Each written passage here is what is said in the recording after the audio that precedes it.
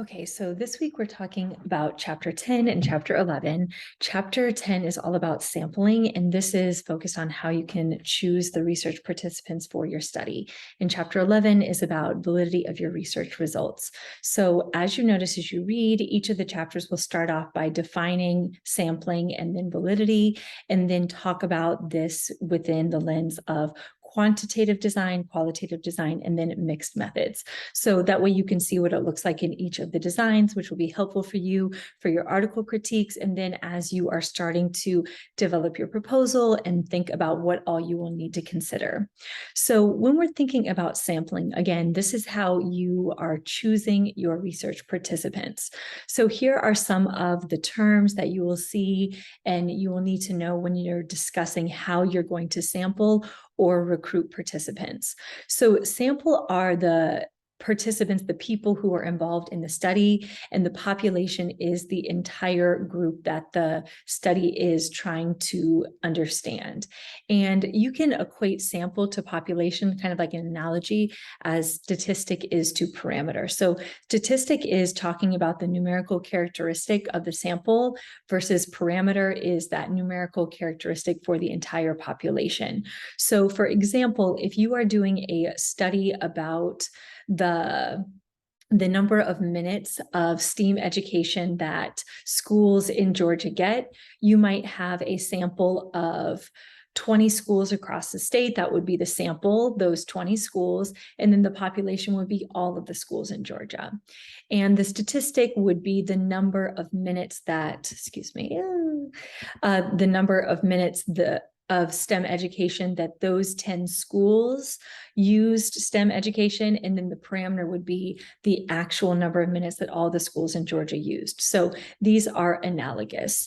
So whenever you are thinking about sampling, so you will hear things like sampling error. And so of course, the goal of research is to get the sample to as closely represent the population as possible. And when that doesn't happen, of course, it's never going to be perfect. We can describe that as error. And then another thing that is important to consider, that's important for you to look at too when you're being a critical consumer of research, is the response rate. So of the participants that were invited to participate in the research study, how many of them agreed to participate? And then even the participants who have agreed to be in the study, how many of them continued throughout the study? And if it's a survey, response rate is something that you will see.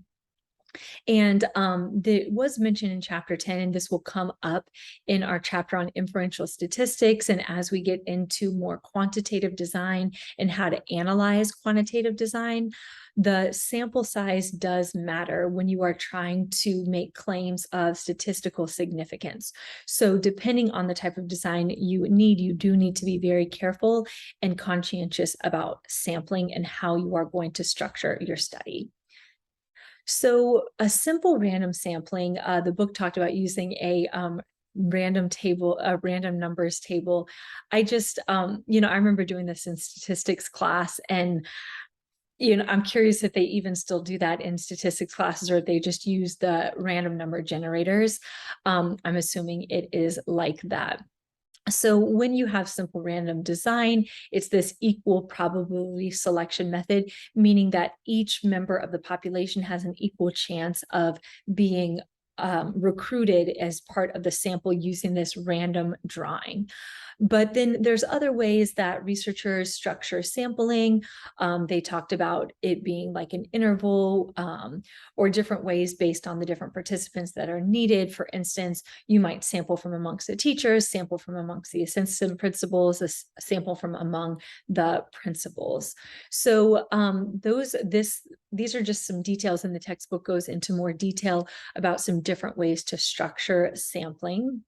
And then sometimes it is non-random sampling. So random sampling, again, everyone in the population has an equal chance of being recruited into the study.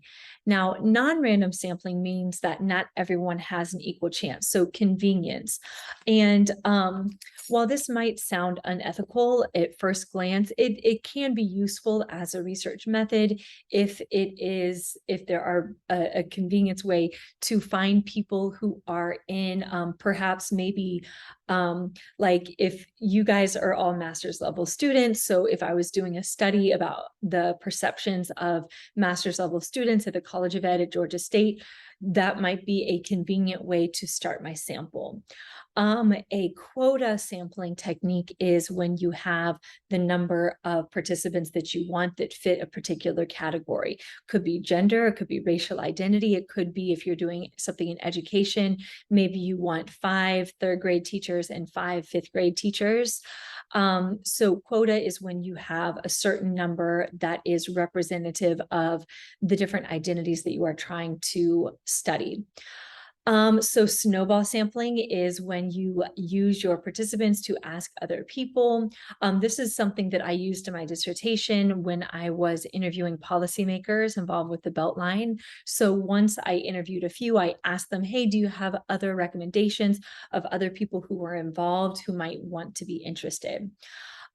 So it is, there are several different ways that researchers sample. So especially when you're doing your article critique and when you are doing your proposal, make sure that you include how you will sample your participants or how you will choose your participants and what method you will use to choose your participants. Now, in qualitative research, there are some of the same approaches. So snowball, convenience, and then they talked a lot about purposeful and then also quota. A lot of those same tenets from non-random sampling also come through in qualitative research. So the textbook goes into some interesting different ways that qualitative researchers might use sampling, like extreme case selection. So case study methods is one.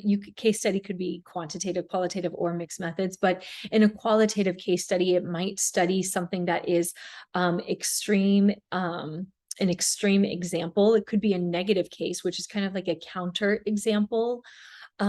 So this, I think that, I can't remember if it was in the textbook or a different article about gifted students who are underperforming. So looking at something like that, typical case selection. So there are various different ways that qualitative researchers get their participants, and it's all based on their research goals and the data collection that they plan to do and the theoretical framework that they are basing their study off of. Now, in mixed methods research, so they are drawing on the methods of both qualitative and quantitative in recruiting their participants. So some of the main things that you want to look for in mixed method sampling is whether or not it is parallel or non-parallel. So parallel means that the participants who are involved with the quantitative portion of the study, perhaps a survey or an assessment of some sort, are the same participants who are involved with the qualitative data source, such as an interview or an observation. So that would be parallel design. Non-parallel would be different participants that are involved with the quantitative portion as the qualitative portion. So here you can see all of the identical concurrent, identical sequential, parallel concurrent, parallel sequential. So the text does a nice job going into the different ways that you can set up sampling in a mixed method study. And that is something that I know a lot of you have expressed interest. So that's something for you to be thinking about. Will it be the same participants? Will it be different participants? And then also the sequential portion, the time that you collect the data. Will you collect the quantitative and qualitative data at the same time simultaneously, or will one be collected first and then the other? So this visual here will kind of help you think about the different ways that the qualitative or mixed methods researchers sample. Okay, so chapter 11 was about validity of research results. So last week we talked about reliability and validity, and this chapter goes into depth in terms of the strategies that researchers and methods that researchers use to try to have the highest sense of validity in their research results. And validity means that the results are true. How true are the research results? So the claims that the researchers are making, are they reflective of the data that they collected? Are they related to the phenomenon that they claim to be describing? So internal validity is all about whether or not the methods and the findings, if they agree with the results that the researchers are arguing for. And so this chapter talks a lot about some of the issues that will come up that are threats to validity. So some of them, and you'll see a lot in the chapter about variables, extraneous variables. So some of the different issues that can relate to the causal relationships, it could be something else that is causing the findings, or there could be a different explanation. So here are some of the issues that, like the necessary issues that you will see for causation. So the two variables that researchers are studying, and this is a quantitative design, they have to have some type of relationship. And this temporal antecedent, it's important to know which one happens first, which one is the cause, which one is the effect. And in some studies, after the study is carried out, they're not able to see which one there is the first and which one is the cause and which one is the effect. And then lastly, lack of alternative explanation. So if there is another explanation for why this relationship exists, then that is a threat to the validity of the study. So this is, there's so many threats to internal validity. And so that's something that researchers are constantly going back and looking for. And you should see this in the write-ups of a high quality study. They should talk about these threats to validity. And it can still be a good study where there still are some threats to validity. And so you should expect researchers to address those and talk about them and frame their findings within the limitations that their study has with some of these threats. So then the text will go into all of these, and in the slides in the next part of the assignment, you will see details about these. So things like maturation, perhaps the participants have just matured at a different rate, and so that's why we're seeing different results. History, like maybe the actual test, the selection. So I am curious, are there questions out of these as you are going through the text, or are there any of these that you are not sure about, or any of these that you think might come up in your research proposal that you think that you should mention as a potential threat to internal validity? So external validity talks about the extent that the research findings are generalizable to the population beyond just the sample that was involved in the study. So internal validity, you're thinking about the sample, the actual participants in the sample. Are the findings true for the experiences of those people in the study? And then external validity is, if assuming that they are true, how generalizable are they?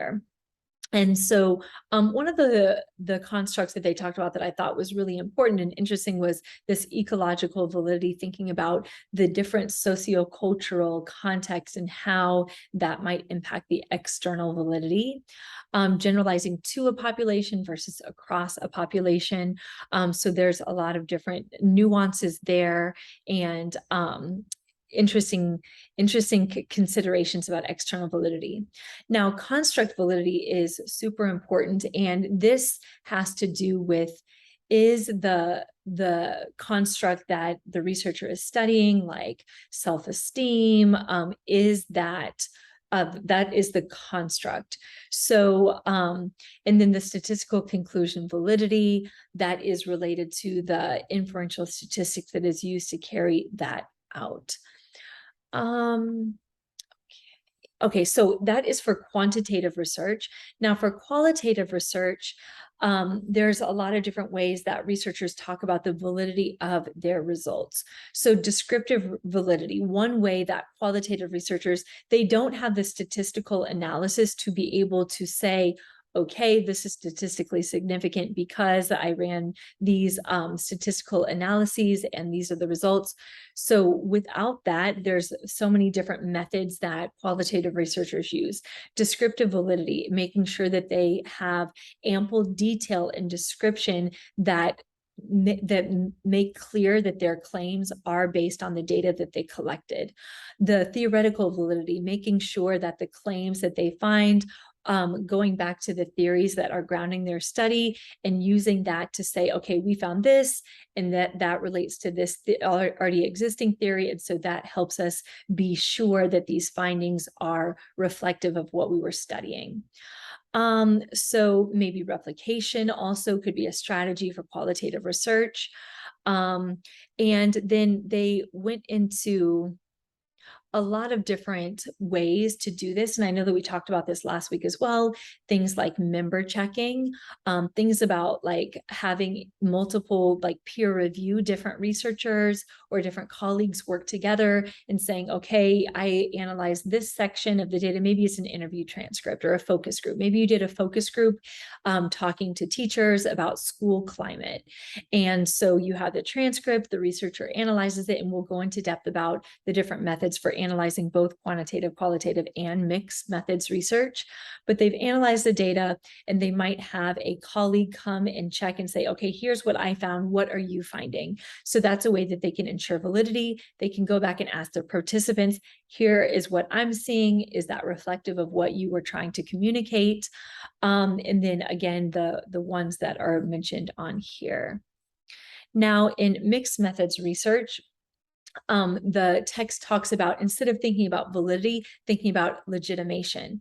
And so the most important thing to remember about mixed methods research is that it's not just qualitative plus quantitative. It's almost like this synergistic, how they speak to each other, how the findings from the quantitative study, how they relate to, inform, and build upon the findings from the qualitative study. So you need to think about them together. So some of the different ways, some of the questions or issues related to the legitimation, which is the term for mixed methods, is something like sequential. And we talked about that with sampling too. Was the data collected at different times? The emic-etic, like the insider view versus the outsider, that can be a way to ensure validity. And a lot of you have been mentioning that throughout the course and perusal, that you see that as one of the benefits of mixed methods research, is that you get the emic perspective from the qualitative research. Emic is like a firsthand experiential point of view. And then the etic perspective, which is the larger, bigger picture that you might get from your statistical analyses from the quantitative data that you collected. So in the slides below and in the text, they go through each of these and give an example. So what I wanted to share with you is just a brief study that is, it was a study at Stanford about the effects of nature on mental health. And so we're going to watch this. We're going to talk a little bit about it. And in perusal, I want you to list what considerations would researchers need to make about sampling in a study like this? And then what would they need to think about validity? And then next week, I'll share with you how the researchers actually structured the study, and we can discuss that. Of course, there's many ways to design a study that is a well thought out study, but based on what we've talked about so far with sampling and validity, we're going to watch this, and in perusal, please leave what would the researchers need to think about in terms of how to sample and how to ensure validity for this research topic.